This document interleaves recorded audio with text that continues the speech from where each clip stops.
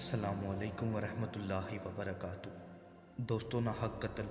جو کہ پوری دنیا کے اندر ملکی طور پر اور سیاسی اور مذہبی طور پر اور اسی طرح بہت سی وجوہات کی بنا پر کیے جاتے ہیں، اور یہ واقعات آج اتنے عام ہو گئے ہیں کہ جن کی کوئی اہمیت ہی معلوم نہیں ہوتی کہ آئے دن ہر شخص اپنے ہاتھ میں قانون لے کر کسی نہ کسی شخص کو قتل کر ڈالتا ہے، اور انہی معاملات کے اوپر ہمیں قرآنی آیات اور احادیث میں بہت سے احکامات ملتے ہیں۔ جیسا کہ سورۃ النساء کے اندر واضح حکم ہے کہ کسی مومن کو دوسرے مومن کا قتل کر دینا زیبا نہیں، مگر غلطی سے ہو جائے تو اور بات ہے۔ جو شخص کسی مسلمان کو بلا قصد مار ڈالے، اس پر ایک مسلمان غلام کی گردن آزاد کرنا اور مقتول کے عزیزوں کو خون بہا پہنچانا ہے۔ ہاں، یہ اور بات ہے کہ وہ لوگ بطور صدقہ معاف کر دیں، اور اگر مقتول تمہاری دشمن قوم سے ہو اور وہ مسلمان، تو صرف ایک مومن غلام کی گردن آزاد کرنی لازم ہے، اور اگر مقتول اس قوم سے ہو کہ تم میں اور ان میں عہد و پیمان ہے تو خون بہا لازم ہے جو اس کے کنبے والوں کو پہنچایا جائے، اور ایک مسلمان غلام کا آزاد کرنا بھی ضروری ہے۔ بس جو نہ پائے، اس کے ذمے 2 مہینے کے لگاتار روزے ہیں اللہ تعالیٰ سے بخشوانے کے لیے، اور اللہ تعالیٰ بخوبی جاننے والا اور حکمت والا ہے۔ یہ تو واضح حکم اس کے لیے ہو گیا جس نے کسی کو غلطی سے قتل کر ڈالا، لیکن اگلی ہی آیت میں، اور جو کوئی کسی مومن کو قصداً قتل کر ڈالے، اس کی سزا دوزخ ہے جس میں وہ ہمیشہ رہے گا۔ اس پر اللہ تعالیٰ کا غضب ہے، اسے اللہ تعالیٰ نے لعنت کی ہے اور اس کے لیے بڑا عذاب تیار کر رکھا ہے۔ اس میں یہ الفاظ کہ وہ ہمیشہ اس میں رہے گا، علماء کرام کا یہ موقف ہے کہ اگر کوئی شخص کسی کو قصداً بھی قتل کر ڈالے لیکن وہ دل میں یہ گمان کرے کہ اس نے یہ غلط کیا ہے، اگر وہ اس کو اپنا حق سمجھے اور قتل کر کے بھی اس پر اپنے گناہ کو نہ تسلیم کرے، تو پھر اس کے لیے ہمیشہ کا حکم ہے۔ اسی طرح سورۃ المائدہ کی آیات میں کہ اسی وجہ سے ہم نے بنی اسرائیل پر یہ لکھ دیا کہ جو شخص کسی کو بغیر اس کے کہ وہ کسی کا قاتل ہو یا زمین میں فساد مچانے والا ہو قتل کر ڈالے، تو گویا اس نے تمام لوگوں کو قتل کر دیا، اور جو شخص کسی ایک کی جان بچا لے، اس نے گویا تمام لوگوں کو زندہ کر دیا۔ اور ان کے پاس ہمارے بہت سے رسول ظاہر دلیلیں لے کر آئے، لیکن پھر بھی اس کے بعد بھی ان میں اکثر لوگ زمین میں ظلم و زیادتی اور زبردستی کرنے والے ہیں، اور اس میں ایک جان سے مراد صرف مسلمان ہی نہیں، تمام انسانیت شامل ہے، خواہ وہ کسی بھی مذہب سے ہوں۔ اور اسی کو سپورٹو ایک صحیح بخاری کی حدیث کہ آپ صلی اللہ علیہ وآلہ وسلم نے فرمایا، جس نے کسی ذمی کو ناحق قتل کر دیا، یعنی کہ غیر مسلم کو، وہ جنت کی خوشبو بھی نہ پا سکے گا، حالانکہ جنت کی خوشبو 40 سال کی راہ سے سونگھی جا سکتی ہے۔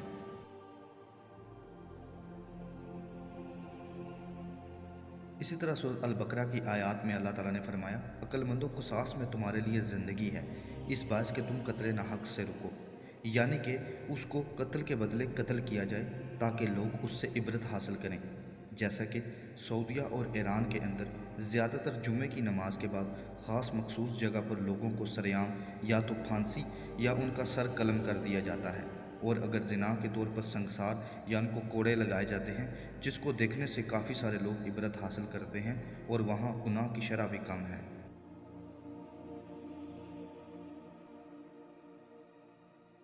اسی طرح صحیح بخاری کی ایک اور حدیث میں نبی کریم صلی اللہ علیہ وآلہ وسلم نے فرمایا، سب سے پہلے قیامت کے دن لوگوں کے درمیان خون خرابے کے فیصلہ جات کیے جائیں گے، یعنی کہ حقوق اللہ میں تو نماز کا سوال کیا جائے گا، لیکن حقوق العباد میں سب سے پہلے خون خرابے کے فیصلے کے متعلق سوال کیا جائے گا۔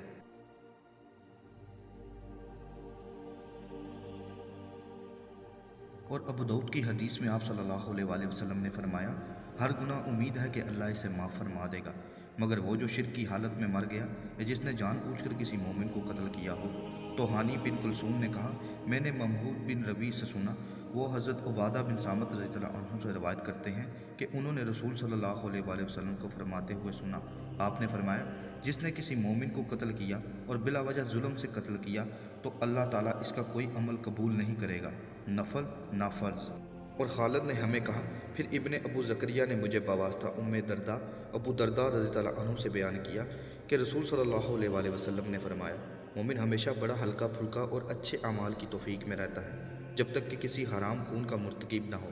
جب وہ اس کا مرتکب ہو جاتا ہے تو اس توفیق سے بھی محروم ہو جاتا ہے۔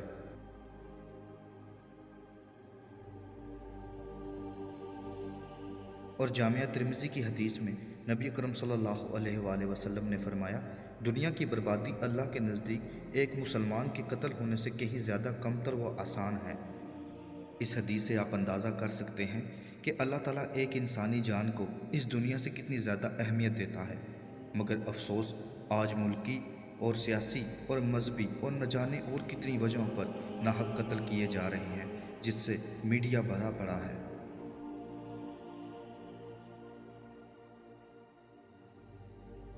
اسی طرح جامعہ ترمذی کی ایک اور حدیث میں رسول صلی اللہ علیہ وآلہ وسلم منبر پر تشریف لائے، بلند آواز سے پکارا اور فرمایا، اے اسلام لانے والے زبانی لوگوں کی جماعت، ان کے دلوں تک ایمان نہیں پہنچا، مسلمانوں کو تکلیف مت دو، ان کو آر مت دلاؤ اور ان کے عیب تلاش نہ کرو، اس لیے کہ جو شخص اپنے مسلمان بھائی کے عیب ڈھونڈتا ہے اللہ تعالیٰ اس کا عیب ڈھونڈتا ہے، اور اللہ تعالیٰ جس کے عیب ڈھونڈتا ہے اسے رسوا و ذلیل کر دیتا ہے، اگرچہ وہ اپنے گھر کے اندر ہی ہو۔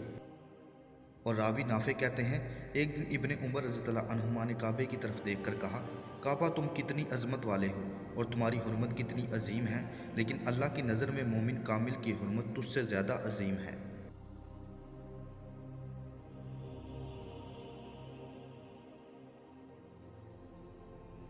اسی طرح مشکوٰۃ المصابیح میں حضرت ابن عباس رضی اللہ عنہ نبی صلی اللہ علیہ وآلہ وسلم سے روایت کرتے ہیں کہ آپ صلی اللہ علیہ وآلہ وسلم نے فرمایا، روز قیامت مقتول قاتل کو لے کر آئے گا، اس قاتل کی پیشانی اور اس کا سر مقتول کے ہاتھ میں ہوگا، یعنی کہ وہ اس کو بالوں سے گھسیٹ کر لائے گا اور اس کی رگوں سے خون بہہ رہا ہوگا، اور وہ کہے گا، رب جی اس نے مجھے کیوں قتل کیا، حتیٰ کہ وہ اسے عرش کے قریب لے جائے گا۔ یعنی کہ قیامت کے دن مقتول جس کو قتل کیا گیا اس کو یہ اختیار ہوگا، وہ اپنے قاتل کو بالوں سے گھسیٹ کر عرش کے قریب لے جائے گا اور اللہ سے یہ کہے گا کہ اس سے پوچھے کہ اس نے مجھے کیوں قتل کیا۔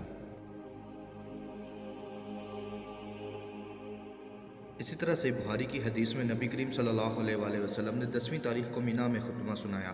آپ صلی اللہ علیہ وآلہ وسلم نے پوچھا، لوگوں معلوم ہے آج یہ کون سا دن ہے؟ ہم نے عرض کی، اللہ اور اس کا رسول زیادہ جانتے ہیں۔ آپ صلی اللہ علیہ وآلہ وسلم اس پر خاموش ہو گئے اور ہم نے سمجھا کہ آپ صلی اللہ علیہ وآلہ وسلم اس دن کا کوئی اور نام رکھیں گے، لیکن آپ صلی اللہ علیہ وآلہ وسلم نے فرمایا، کیا یہ قربانی کا دن نہیں؟ ہم بولے، ہاں ضرور ہے۔ پھر آپ صلی اللہ علیہ وآلہ وسلم نے پوچھا، یہ مہینہ کون سا ہے؟ ہم نے کہا، اللہ اور اس کے رسول زیادہ جانتے ہیں۔ اس لیے اس مرتبہ بھی خاموش ہو گئے اور ہمیں خیال ہوا کہ شاید آپ اس کا نام کوئی اور رکھیں، لیکن آپ نے فرمایا، کیا یہ ذوالحجہ کا مہینہ نہیں ہے؟ ہم بولے، کیوں نہیں؟ پھر آپ صلی اللہ علیہ وآلہ وسلم نے پوچھا، یہ شہر کون سا ہے؟ ہم نے عرض کی، اللہ اور اس کے رسول بہتر جانتے ہیں۔ اس مرتبہ بھی آپ صلی اللہ علیہ وآلہ وسلم اس طرح خاموش ہو گئے کہ ہم نے سمجھا کہ آپ صلی اللہ علیہ وآلہ وسلم اس کا کوئی اور نام رکھیں گے، لیکن آپ صلی اللہ علیہ وآلہ وسلم نے فرمایا، یہ حرمت کا شہر نہیں ہے؟ ہم نے عرض کی، کیوں نہیں، ضرور ہے۔ اس کے بعد آپ صلی اللہ علیہ وآلہ وسلم نے ارشاد فرمایا، بس تمہارا خون اور تمہارے مال تم پر اسی طرح حرام ہے جیسے اس دن کی حرمت اس مہینے اور اس شہر میں ہے، تاکہ تم اپنے رب سے جا ملو۔ کہو، کیا میں نے تم کو اللہ کا پیغام پہنچا دیا؟ لوگوں نے کہا کہ ہاں۔ آپ صلی اللہ علیہ وآلہ وسلم نے فرمایا، اے اللہ تم گواہ رہنا اور ہاں یہاں موجود غائب کو پہنچا دے، کیونکہ بہت سے لوگ جن تک یہ پیغام پہنچے گا سننے والوں سے زیادہ پیغام کو یاد رکھنے والے ثابت ہوں گے، اور میرے بعد کافر نہ بن جانا کہ ایک دوسرے کی ناحق گردنیں مارنے لگو۔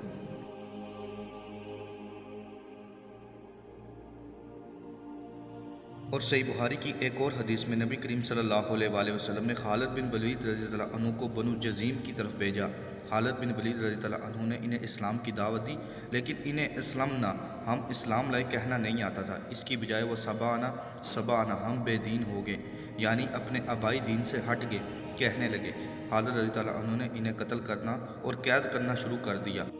اور پھر ہم میں سے ہی ہر شخص کو اس کا قیدی اس کی حفاظت کے لیے دے دیا۔ پھر جب ایک دن خالد بن ولید رضی اللہ عنہ نے ہم سب کو حکم دیا کہ ہم اپنے قیدیوں کو قتل کر دیں، میں نے کہا، اللہ کی قسم میں اپنے قیدی کو قتل نہیں کروں گا اور نہ میرے ساتھیوں میں کوئی اپنے قیدی کو قتل کرے گا۔ آخر جب ہم رسول صلی اللہ علیہ وآلہ وسلم کی خدمت میں حاضر ہوئے اور آپ سے صورتحال بیان کی تو آپ نے ہاتھ اٹھا کر دعا کی، اے اللہ میں اس فعل سے بیزاری کا اعلان کرتا ہوں، یعنی کہ میرا اس فعل سے کوئی تعلق نہیں جو خالد نے کیا۔ 2 مرتبہ آپ صلی اللہ علیہ وآلہ وسلم نے یہی فرمایا۔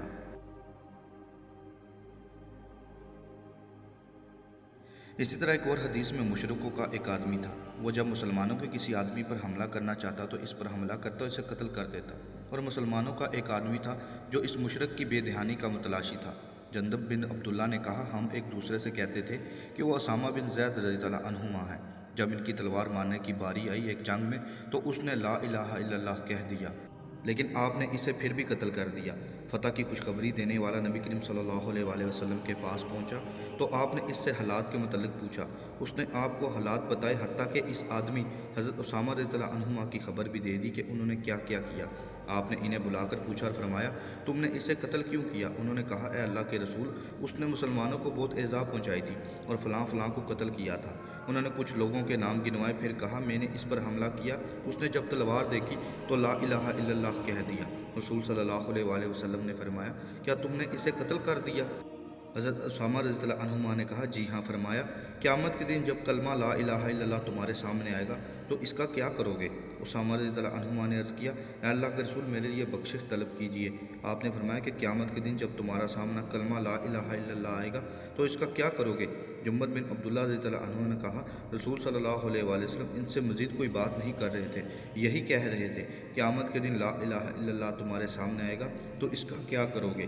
آپ ایمان کا لیول دیکھیں آپ صلی اللہ علیہ وآلہ وسلم کا، کہ ایک شخص جو مشرکوں میں سے ہے اور جس نے کئی اصحاب کو ان کو قتل کیا اور ان کو ایذا پہنچائی، تو جب جنگ کے دوران وہ حضرت اسامہ کے مقابلے میں نیچے گر گیا اور وہ اس کو مارنے لگے تو اس نے کلمہ پڑھ لیا۔ ظاہر وہاں جو بھی ہوتا وہ یہی کرتا تو حضرت اسامہ نے اسے قتل کر دیا۔ تو جب نبی کریم صلی اللہ علیہ وآلہ وسلم کو اس کے بارے میں پتہ چلا تو آپ نے 3 مرتبہ کہا کہ اے اسامہ تو کیا کرے گا جب کلمہ تیرے مقابلے میں آئے گا، اے اسامہ تو کیا کرے گا جب کلمہ تیرے مقابلے میں آئے گا۔ تو حضرت اسامہ نے اس سے پہلے یہی کہا کہ اس نے تو صرف ڈر کر پڑھا۔ تو آپ صلی اللہ علیہ وسلم نے فرمایا کہ کیا تو نے اس کا دل چیر کر دیکھا تھا کہ اس نے دل سے کلمہ پڑھا تھا یا ڈر کے؟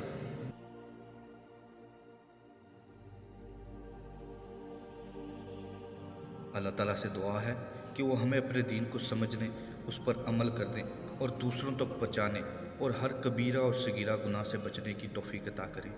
السلام علیکم ورحمۃ اللہ وبرکاتہ۔